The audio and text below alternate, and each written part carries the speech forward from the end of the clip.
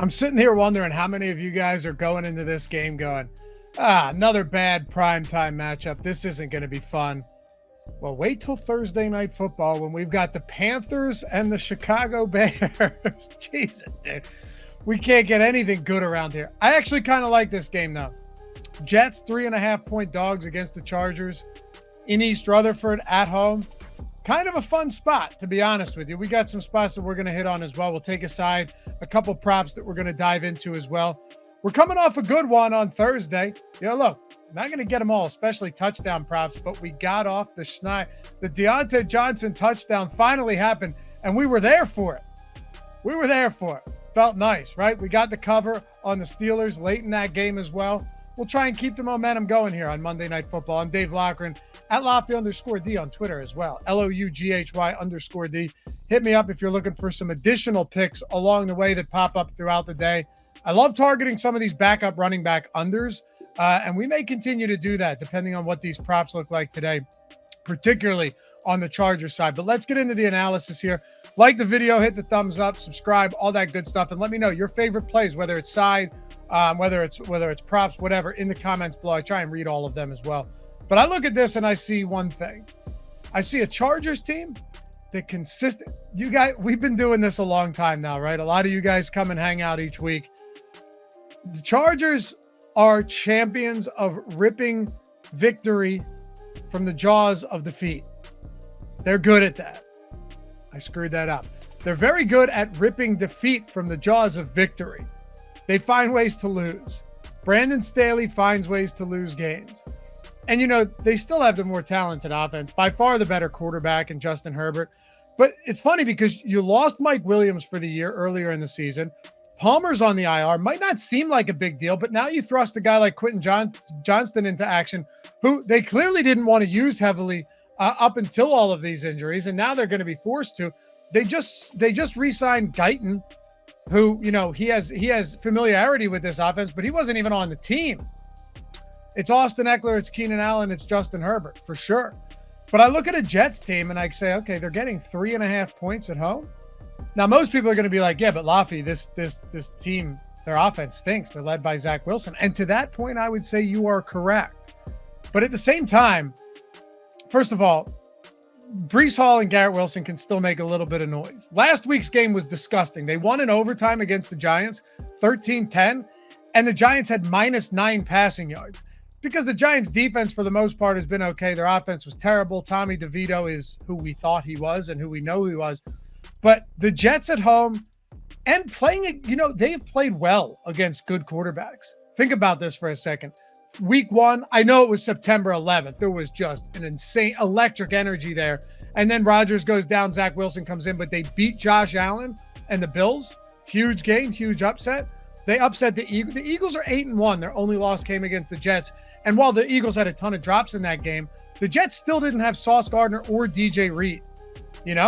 They've played well. How about competing with Patrick Mahomes and the Chiefs, forcing 2 interceptions on Patrick Mahomes? When they've played good quarterbacks this season, they've played good football, particularly on the defensive side. At home, I think they can hold up, especially against the Chargers team that, sure, has some weapons, but they become a lot less, 3-4 dimensional as they were when you lose already Mike Williams, you lose your wide receiver 3 in Palmer. A lot of this is going to funnel through Keenan Allen and Austin Eckler. Should be a close competitive game, but I think Wilson can do just enough because you've got Breece Hall. You have a 33% target share guy in Garrett Wilson. You're at home. You've played particularly well against good teams and good quarterbacks, to be specific. And the kicker, the Chargers find ways to keep games close. Games that they should be up a lot, they find games to lose or not cover. And the Jets this season, for the most part, outside of a couple games, have found ways to stay competitive and even win in some games that they shouldn't have. So if I'm still getting 3.5, right? And I can pull it up right now over on OddsShopper, 3.5 still on FanDuel, still on Bet365, DraftKings, Caesars, BetMGM, PointsBet, if for some godforsaken reason bet there, all of those plus 3.5. That's where I'm going. Now let's take a look at a prop. It's funny because before I looked at OddsShopper, I try and glean. it's a lot sharper than I am because it's a market-based approach, right? Where you are just finding the inefficiencies in the market compared to the sharp sports books, like a sports book like Pinnacle.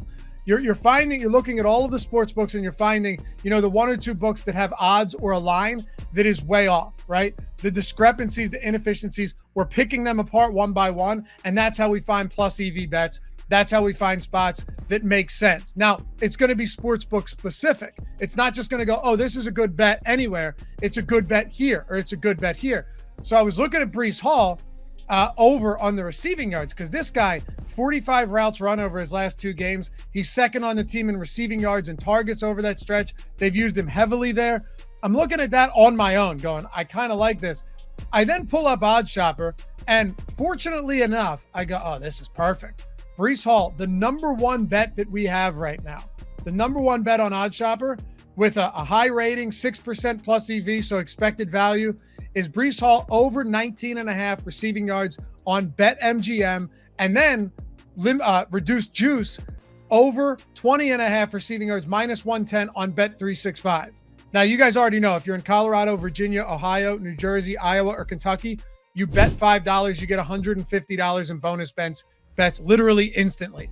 And the good thing about that is there's no rollover. So if you win your bets, all of that money is immediately withdrawable. It's not like, oh, I have to play through 100 times. Immediately withdrawable. So I threw the link in the description and in the pinned comment for that.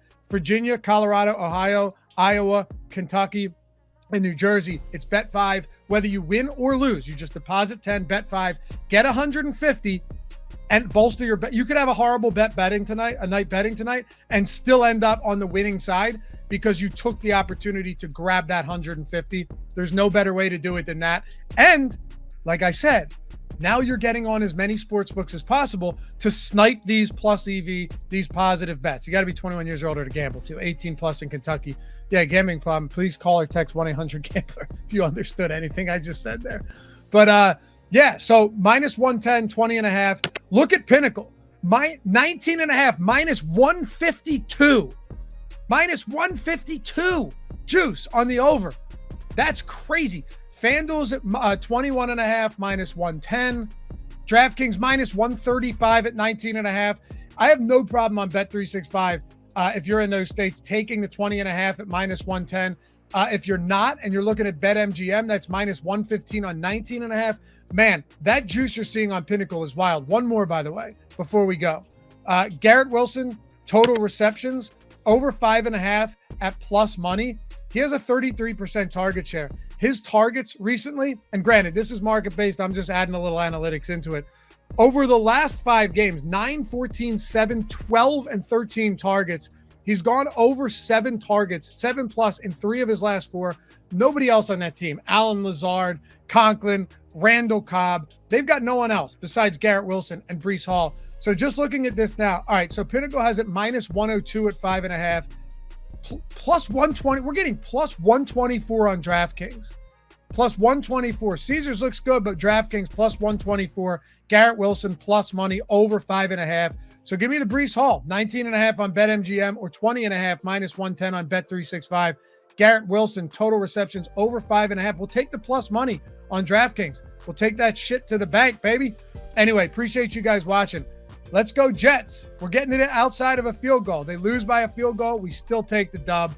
Breece Hall over 19.5 or 20.5, depending on the book. And Garrett Wilson over 5.5 receptions. Let's hope it's a concentrated target share and the Jets show up tonight. We'll see you back here for Thursday Night Football, guys. Peace.